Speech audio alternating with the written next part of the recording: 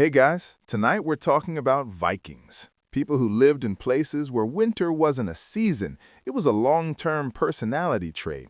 So before you get comfortable, take a moment, like the video, and subscribe, but only if you genuinely enjoy what I do here. And let me know in the comments where you're tuning in from and what time it is for you. It's always fascinating to see who's joining us from around the world. Now, dim the lights, maybe turn on a fan for that soft background hum, and let's ease into tonight's journey together. By all reasonable logic and several unreasonable ones, Viking homes should have failed immediately. Vikings lived in places where winter didn't arrive politely. It showed up early, stayed far too long, and behaved like an uninvited guest who refused to leave and kept turning down the heat just to see what would happen. Snow didn't fall, it accumulated. Darkness wasn't atmospheric, it was a lifestyle.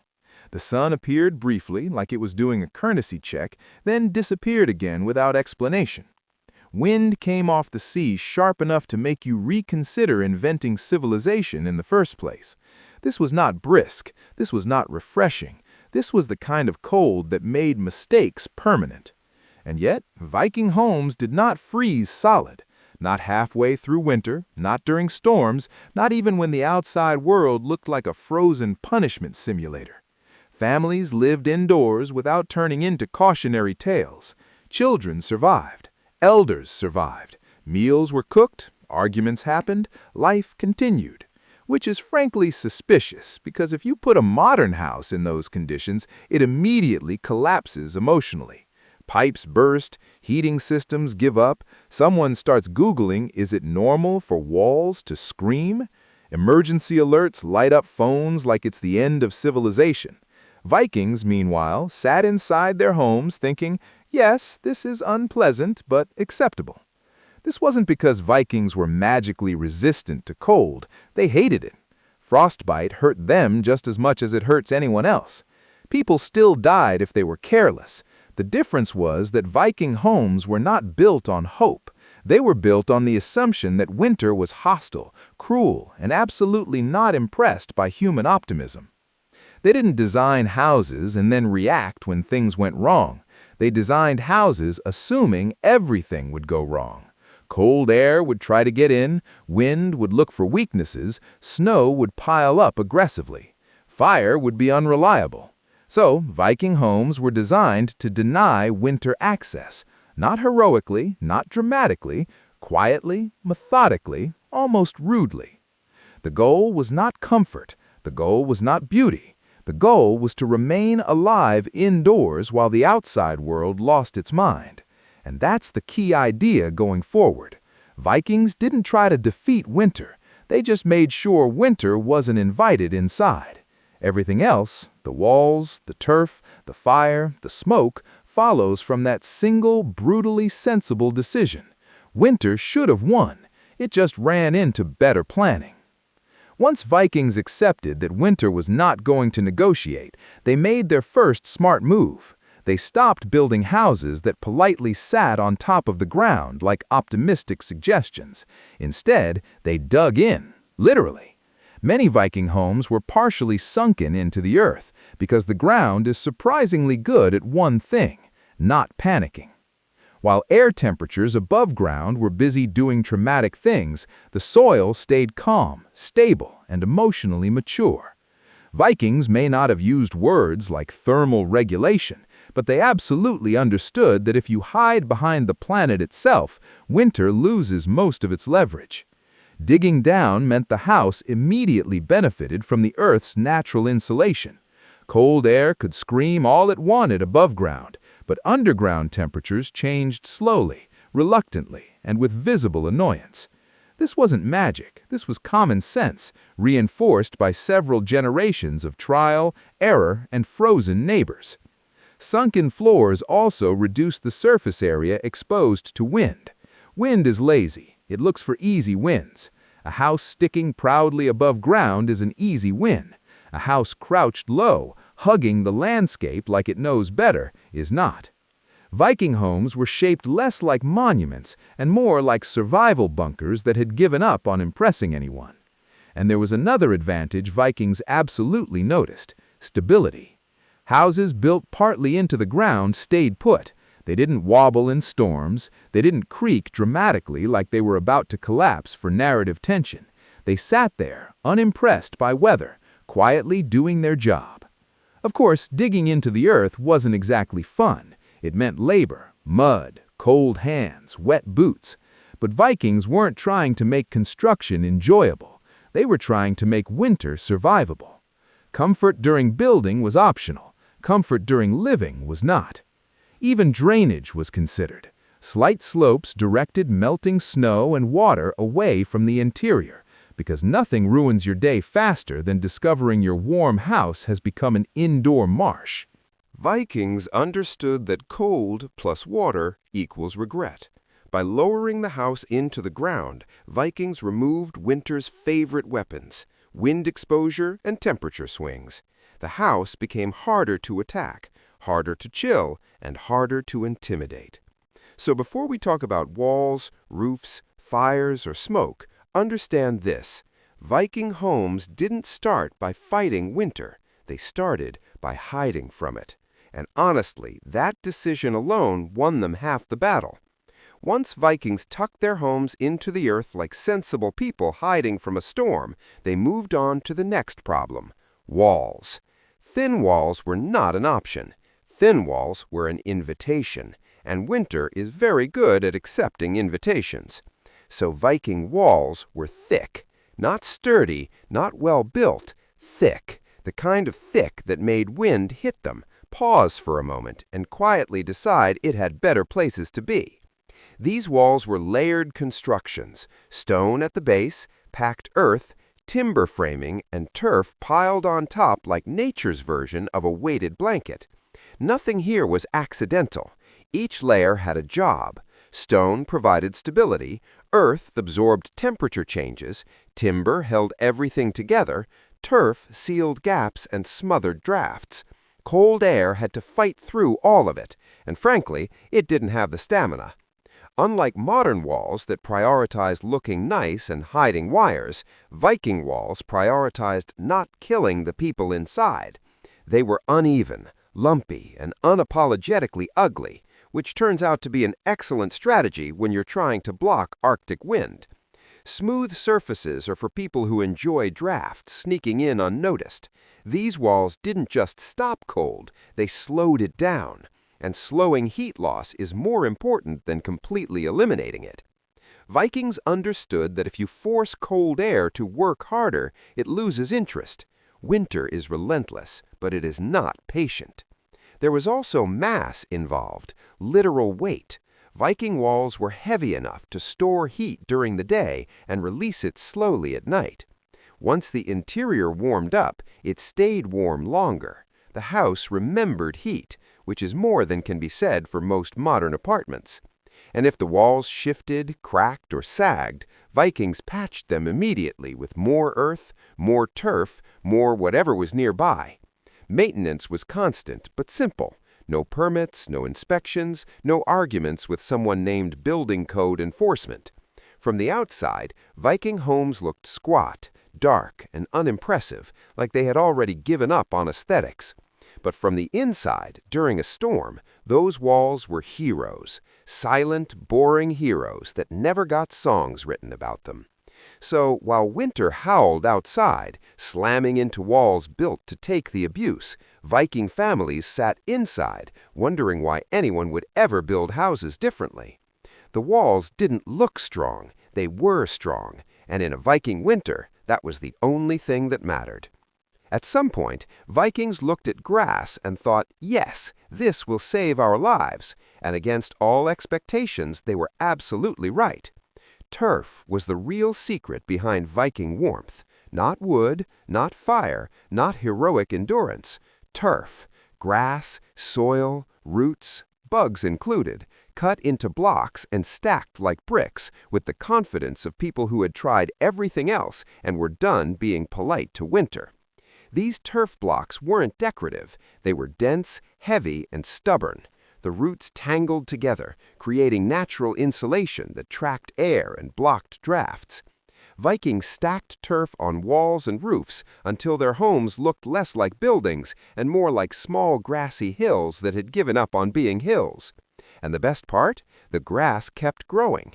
That meant Viking houses were wrapped in living insulation year-round. In summer, the turf stayed cool. In winter, it locked heat inside like a wool cloak that never needed washing. Snow piled on top and didn't slide off immediately, which modern architects might call a problem. Vikings called it free insulation. The roof, covered in turf, became a thick thermal barrier. Cold air had to fight through soil, roots, trapped air, and compacted earth just to say hello to the ceiling. Most of the time, it gave up halfway and went to harass someone else. Was turf heavy? Yes. Did roofs sag sometimes? Did Vikings care? Only enough to add more support beams and keep going. Turf also sealed gaps naturally. As it settled, it filled cracks and tightened itself. No caulking required. No manuals. No arguments with someone named building code enforcement. From the outside, Viking homes looked squat, dark, and unimpressive, like they had already given up on aesthetics. But inside, they were warm, quiet, and shockingly stable. Turf didn't just block the cold. It absorbed sound. It smothered wind. It muted winter's tantrums. Vikings didn't invent turf buildings because they loved nature. They invented them because nature was trying to kill them, and turf quietly and reliably said, "Not today." Once Vikings had insulated their homes with enough turf to qualify as mobile ecosystems, they made another smart decision. They kept the roofs low, very low, because nothing says "I respect physics" like refusing to give heat somewhere to escape. High ceilings look impressive. They also allow warm air to rise, linger uselessly above your head, and then abandon you entirely. Vikings wanted none of that. Their homes weren't trying to impress visitors. They were trying to keep toes functional. Viking roofs sat close to the living space, hovering just above standing height. If you were tall, congratulations, you learned to hunch. This wasn't poor planning. It was intentional posture training for survival. Lower ceilings meant heat stayed where people actually existed, instead of drifting upward to admire the rafters. The weight of the roof mattered too. Timber beams were thick, heavy, and layered with turf on top. Snow piled up during storms and stayed there. Instead of collapsing the structure, the snow acted like an extra insulating blanket. Modern homeowners panic when snow doesn't slide off their roof. Vikings saw snow staying put and thought, "Excellent, the house has put on a coat." Inside, the low roof also slowed air movement. Less space meant fewer drafts. Warm air didn't swirl around aimlessly. It stayed calm, collected, and useful. Viking homes didn't have air flow. They had air cooperation. Of course, low roofs came with trade-offs. Smoke had less room to rise. Light was limited. You aren't exactly hosting dinner parties for people who enjoyed breathing deeply. But Vikings made that trade gladly. A smoky ceiling was preferable to frozen limbs. There was also a psychological effect. Low ceilings created intimacy. You felt enclosed, protected, tucked away from the chaos outside. During winter storms, when wind screamed and snow buried the world, Viking homes felt like shelters rather than buildings. Not big, not fancy, just safe. And that was the point. Viking architecture wasn't about maximizing space. It was about minimizing loss. Heat loss, energy loss, life loss. Every design choice answered the same question. Will this make winter less aggressive? Low roofs did exactly that. They kept warmth close, resisted drafts, supported heavy insulation, and turned snow into an ally instead of a threat. So if Viking homes felt cramped, it wasn't a flaw, it was strategy. Because in Arctic winters, comfort comes second, survival comes first. Once the walls were thick, the turf was stacked, and the roof hovered low enough to keep heat from escaping out of spite, Viking homes still needed one thing to work at all: fire. And not dramatic fire, not heroic fire, practical fire, the kind that shows up every day and does its job without needing applause. The hearth sat at the center of the longhouse, not because it looked nice, but because heat behaves better when it starts in the middle. Fire radiated outward evenly, warming people, walls, and air at the same time. Vikings didn't tuck fires into corners like an afterthought. The hearth was the house's engine. Everything else existed around it. These fires burned almost constantly during winter, but never wildly. Vikings didn't want roaring flames that devoured fuel and attention. They wanted steady, controlled heat. Wood, charcoal, peat, and sometimes dried animal dung fed the fire slowly. The goal was endurance, not spectacle. A fire that lasts beats a fire that performs, and Vikings were very good at managing fuel. They banked embers under ash at night to keep the fire alive until morning. Letting a hearth go cold meant restarting it in a freezing house with frozen hands and frozen patience. That was a mistake you made exactly once.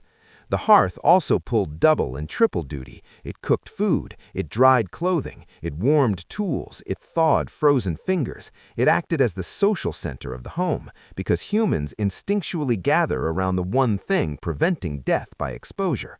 Smoke, of course, was part of the deal. Viking homes didn't have proper chimneys early on. Smoke drifted, it lingered, it collected near the ceiling like a fog that had nowhere better to be. To modern sensibilities, this sounds unpleasant. To Vikings, it was part of the system. Smoke did work. First, it dried the interior of the house. Timber beams, roof supports, walls, all slowly cured under constant exposure. Dry wood rots less, warps less, and insulates better. Viking homes weren't just warm, they were slowly preserved by their own fires. The house aged like smoked meat. Second, smoke sealed gaps. Soot built up in cracks, joints, and tiny openings, blocking drafts that would otherwise invite cold air inside. No corking, no repairs, just time, gravity, and smoke doing maintenance while everyone slept. Third, insects hated it. Fleas, lice, mites, and anything else looking for free rent found Viking homes deeply hostile. A smoky longhouse wasn't just warm, it was pest-resistant, which in a world without modern hygiene was not a small victory. Of course, smoke came with drawbacks. Eyes watered, lungs worked harder, you learned very quickly where not to stand. Children grew up understanding airflow the way modern kids understand Wi-Fi dead zones. If you stood in the wrong spot, you paid for it. But Vikings were pragmatic. They didn't ask if something was ideal, they asked if it worked better than freezing to death. And smoke, for all its faults, worked beautifully. There were vents in the roof, adjustable openings that let smoke escape slowly without dumping all the heat outside. This wasn't sloppy construction, it was controlled leakage. Let just enough smoke out to breathe, but not enough heat to suffer. Over time, Viking homes developed a permanent smoky atmosphere, dim, muted, and oddly stable.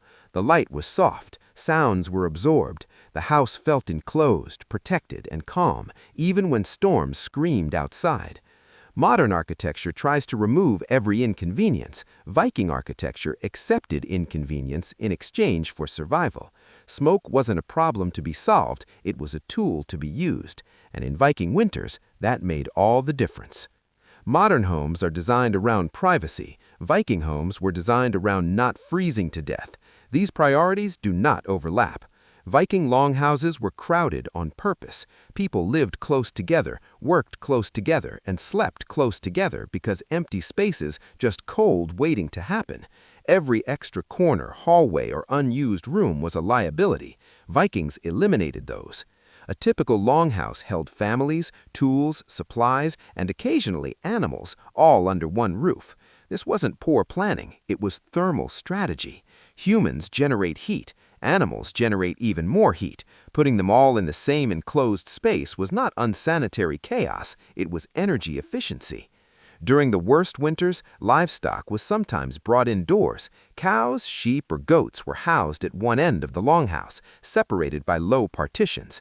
Did this smell good? No. Did Vikings care? Also no. Heat does not need to be pleasant, it just needs to exist. Body heat mattered more than personal space. Sleeping alone wasn't brave or independent, it was inefficient. Families slept side by side on raised platforms.